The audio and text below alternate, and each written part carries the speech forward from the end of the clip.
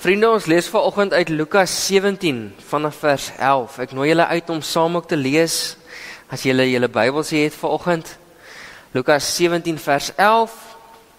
En as jy nie jou Bybel het, is jy welkom om ook saam te luister. Kom ons lees saam. Op 'n keer het Jesus op pad na Jerusalem deur die grensgebied tussen Samaria en Galilea gereis. Toe hy 'n sekere dorpie binnegaan, het 10 melaatse mans hom tegemoet gekom. Hulle het op 'n afstand bly staan en uitgeroep: "Jesus, Meester, ontferm U tog oor ons." Toe Jesus hulle sien, sê hy vir hulle: "Gaan wys julle vir die priesters." Op pad daarheen is hulle gereinig.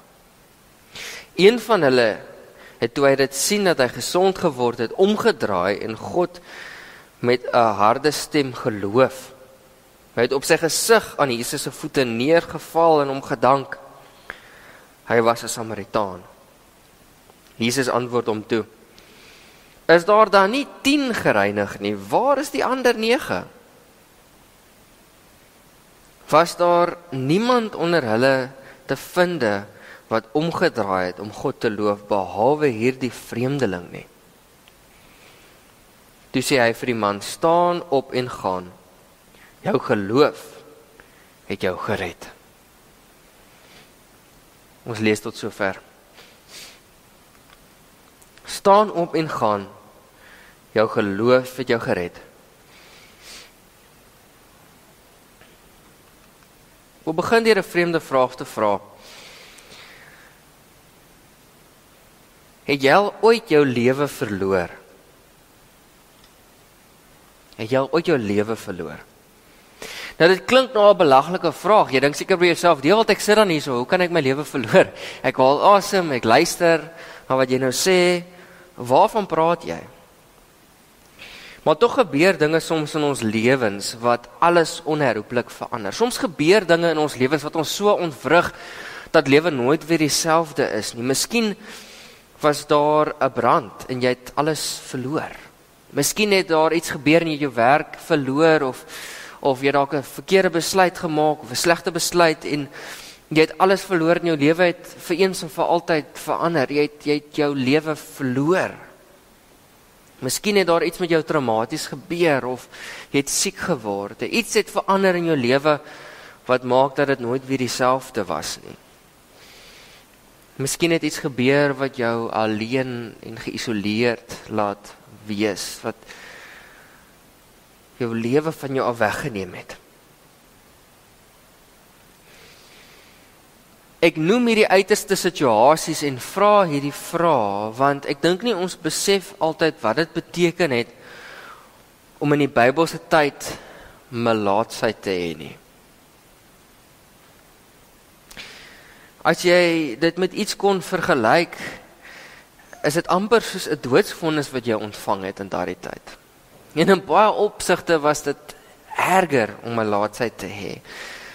Want melaatsheid was 'n siekte wat daar was, wat jy nie vinnig 'n paar billetjies voor kon gedrink het nie. Daar was nie behandeling wat jou reggemaak het en jy kon weer aangegaan het met jou lewe nie. So wanneer jy melaatsheid gekry het, was jy verwyder uit die dorp uit. Onmiddellik. Daar was nie tyd vir jou om totsiens te sê vir jou familie, om afskeid te neem, tata te sê vir mense by die werk. Jy was onmiddellik verwyder uit die dorp uit. Se muur buitentoe uitgeskop en afgesny van die gemeenskap af. Daar was geen behandeling nie. As jy melaatsheid gekry het, was daar geen hoop vir jou nie.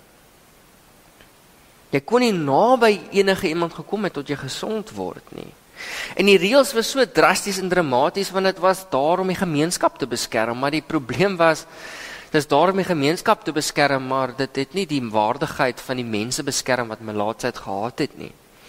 Melaatse mense moes minstens 100 meter weggebly het van enige iemand wat gesond was, en sou 'n melaatse persoon per een of ander manier naby jou kon kom, dan het die ander geskree, onrein, onrein, as waarskuwing om weg te bly van die melaatse mense, en ver om hulle uit te loop. As jy melaatsheid gekry het, het jou lewe tot stilstand gekom. Geen werk nie, geen familie nie, geen vriende nie, geen aanraking nie, geen handdruk nie, geen drukkie van jou kind nie. Jy het jou lewe verloor. Jy was nie 'n mens met melaatsheid nie. Jy was melaatsheid. So jy kan jouself indink hierdie groep mense wat buite hierdie dorp bymekaar is. 'n Klomp mense wat melaatsheid is, wat afgesny is van die wêreld. Hulle is die enigste mense wat mekaar kan ondersteun. En hier kom Jesus verbygeloop. En die interaksie tussen die melaatse mense en Jesus was heel moontlik anders as wat ons dink dit was. Want hierdie 10 melaatse mense het van ver af heel moontlik uit desperaatheid na Jesus toe geskree en gesmeek om hulp. Want ons niks anders wat hulle kan doen nie, daar's geen ander hoop vir hulle nie. Nou ons lees in die Bybel en die evangelies dat Jesus het geen probleem gehad om mense aan te raak nie. Hy het gereeld aan mense aangeraak wat onrein was, wat siek was, wat selfs melaatsheid gehad het. So dit was nie vir Jesus 'n probleem om hierdie mense aan te raak en hulle te genees nie. Maar hierdie keer doen hy ietsie anders. Hy raak hulle nie aan nie, maar hy gee vir hulle 'n eenvoudige opdrag.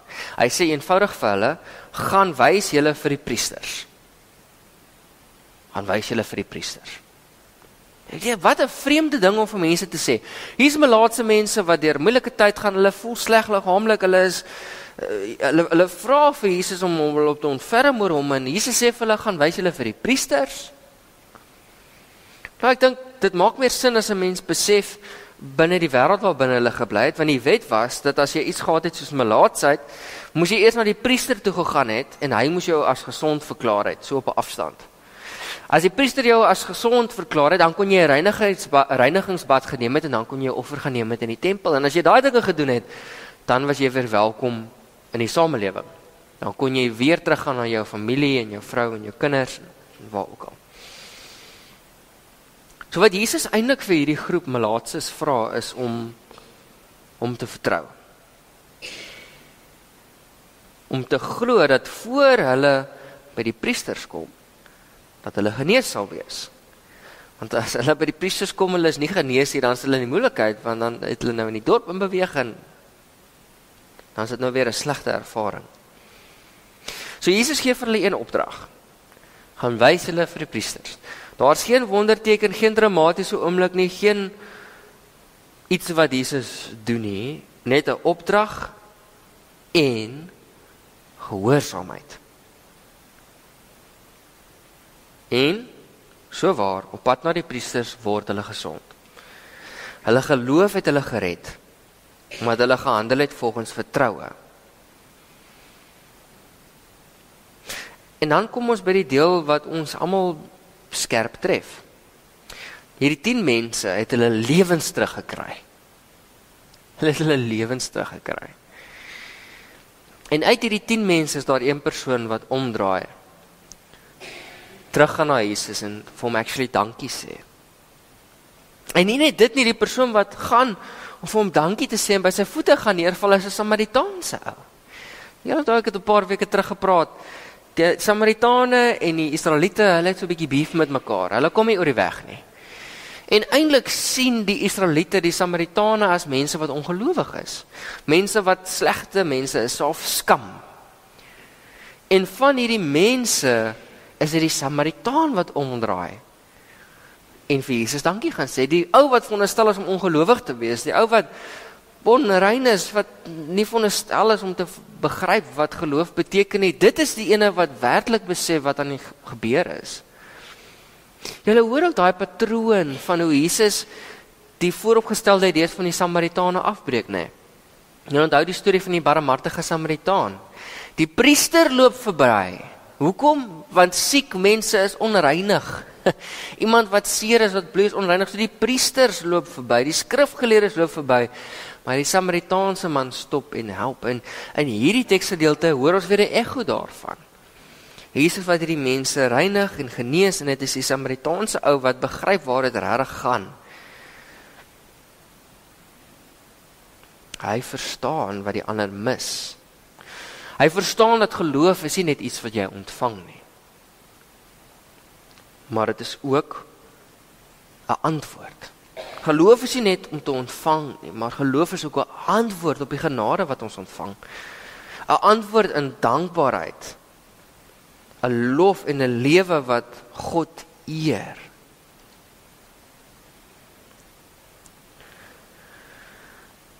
Vanoggend se teksgedeelte herinner ons aan wie Jesus is. Maar dit herinner ons ook aan hoe Jesus werk in ons lewens. Baie kere vind ons onsself in moeilike situasies. Gaan ons deur moeilike tye en voel ons heeltemal oorweldig en ons sien geen uitweg in die situasie waarbinne ons is nie. Hierdie melaatse mense is aan die een kant buite die dorp, daar's geen uitweg vir hulle nie. Dit lyk na 'n hopelose situasie. En so word ons ook baie keer oorweldig deur die lewe en ons sukkel om God se hand raak te sien in ons lewe. En baie keer werk ons hard en ons probeer ons beste en ons doen alles binne ons vermoëns om ons omstandighede te verander, maar dit voel vir ons is te vergeefs. Maak nie saak wat ek doen nie, dit voel asof ek net uit hierdie spiraal kan uitkom nie. Maak nie saak wat ek probeer om te doen nie, maar die teks vanoggend wys vir ons waar ons fokus behoort te lê. In sulke moeilike oomblikke, uitdagende tye in ons lewe, behoort ons fokus nie op onsself te lê en ons eie vermoëns nie. Ons fokus moet op God wees. Die merkwaardige ding dat wanneer ek hierdie teksgedeelte lees, is dat hierdie teksgedeelte herinner my dat hierdie melaatse mense het reeds alles gehad wat hulle nodig het om hulle situasie te verander. Hulle het reeds alles gehad wat hulle nodig het. En dis iets wat ek die afgelope tyd in my eie lewe ook ervaar. Ek voel dat die Here keer op keer dit my op die hart plaas, dat die Here vir my sê, jy het alles wat jy nodig het. Die vyand wil ons laat glo dat ons te min het. Dat ons moet wag op iets van buite af om ons situasie te laat verander. Maar Jesus wys vir ons dat die prys reeds betaal is. Dat ons reeds het wat ons nodig het, want wat ons nodig het is geloof en vertroue in Jesus Christus. Dit is wat die melaatse mense gered het en dit is wat ons ook red. Geloof in 'n lewende God, 'n geloof wat beweeg, 'n geloof wat handel, 'n geloof wat terugkeer en dankie sê. Ek dink baie keer lewe ons in 'n tekort ingesteldheid. Ek weet nie of julle al ooit van die woord scarcity mindset gelewe het nie. Baie keer fokus op die heeltyd wat ons nie het nie, die dinge wat ons nie het nie, wat ons soek. Maar God roep ons om nie te kyk, om te begin te kyk na dit wat ons wel het. En al het ons niks materialisties nie, en dat voel dit vir ons, ons kan nie binne ons eie vermoëns iets doen nie. God is die enigste ene wat jou kan help in die situasie waarbinne jy is. En daai verhouding met God is iets wat vir ewig staan, is iets wat nie weggevat kan word nie. En hiermee sluit ek weer af. Hierdie besef, wanneer ons besef wat ons alles het wat ons reeds nodig het, in ons geloof en vertroue in Jesus Christus, hierdie besef verskuif ons fokus weg. Dit verskuif ons fokus weg van die uitdagings in ons lewens en dit help ons beweeg na 'n plek van dankbaarheid. Soos hierdie Samaritaanse man.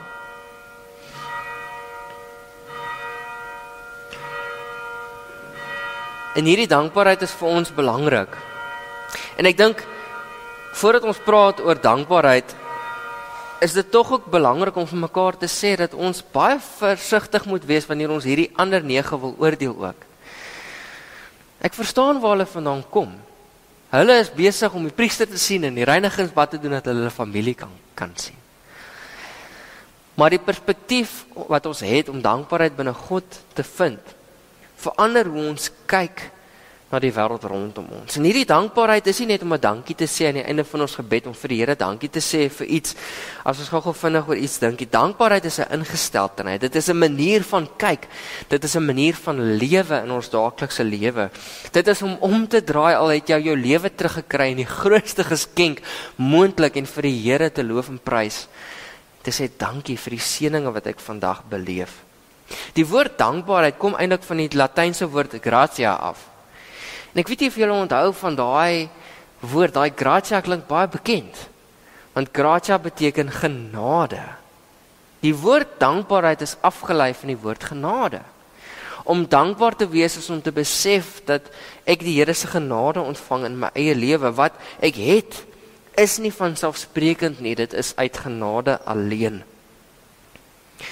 'n Lewe van dankbaarheid verander hoe ons na die wêreld rondom ons kyk. Dit transformeer ons verhoudings en dit help ons om 'n lewe te leef in die teenwoordigheid van God. Dit help ons om werklik te besef wat God vir ons doen, al voel die situasie hulpeloos.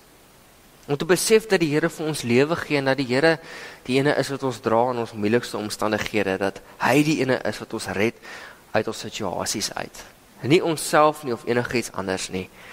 Dit is God wat ons lewe vir ons teruggee.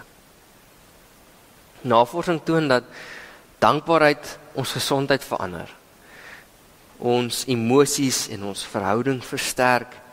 En dat mense wat gereeld dankbaarheid beoefen, slaap beter. Hulle ervaar minder stres. Hulle voel asof hulle lewens lewe van meer vervuldheid. Het is geen verrassing dat dankbaarheid hierdie dinge aan ons doen nie. Want dankbaarheid maak iets binne ons oop.